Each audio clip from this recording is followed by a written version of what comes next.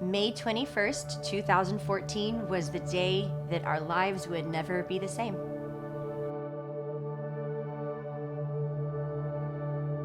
We were pregnant with our fourth kid.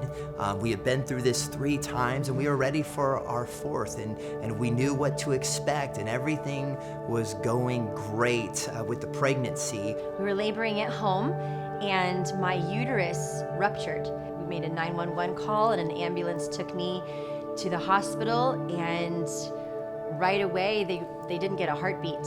So we had learned that Ryden, our fourth son, went 43 minutes with insufficient oxygen due to my uterus rupturing. And they delivered Ryden through emergency C-section, and he was born dead. They said that his APGAR score was as bad as it could get. He was gray and floppy, no heartbeat, no breath.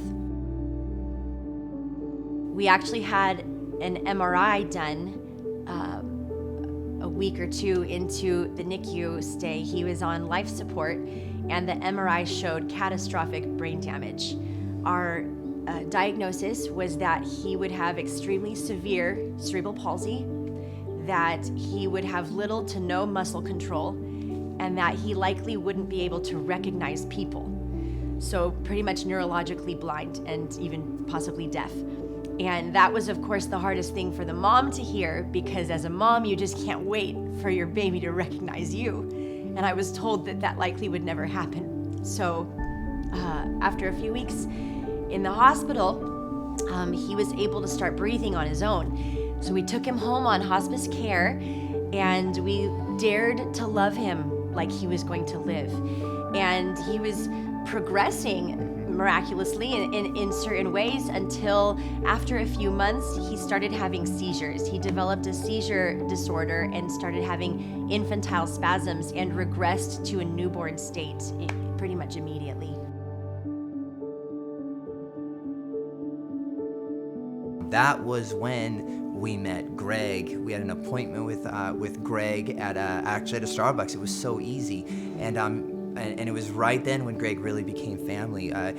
He started telling us about all of the good things that happen when you infuse these cord blood stem cells into a child, and all of a sudden a situation that really at this point we didn't have too much hope that things were going to get better. All of a sudden hope started creeping in, and we started getting excited about it, and Greg started coming over and talking to us about it, and actually all my kids call him Uncle Greg because we loved him so much. He brought him presents, and yeah, he was very involved. It wasn't just like some rep at a company. He became a friend of ours that really cared about our situation, and he cared about Ryden, and he wanted to see Ryden healed and get better and do things that he hadn't done before. We got a call from Greg saying, you've got it all banked, but now we need to find you a doctor. And we don't know how to find a doctor for them to take on our case. We said, we're a nobody. It's hard to find a doctor. And Greg said, you're not a nobody to me. STEM Sight followed us through this whole process. And in the end, Dr. Kirksberg took us on, and she's the leading doctor in the entire world on this therapy, all because our banking system, STEM Sight, took us the entire way. It's like a light bulb went off. Even just a few weeks after we came home from the transfusion, it's like Ryden just woke up. A couple of my favorite things was, it was about 3 to 6 months after the transfusion, I was putting him to bed and I was holding him, and I just screamed for Neil to come. I'm like, Neil, come here, and he ran in thinking something was wrong. She's in the bedroom, I'm terrified. Yeah, and I'm holding Ryden, I'm like, Neil, listen. And Ryden said, Mama. That was his first word. And he had never done anything like that before. Mama. Thank you, baby. I love you saying Mama. He's actually doing so good standing on his own that the therapists are convinced that he's going to walk someday. Mm-hmm. I can't even believe I'm saying that.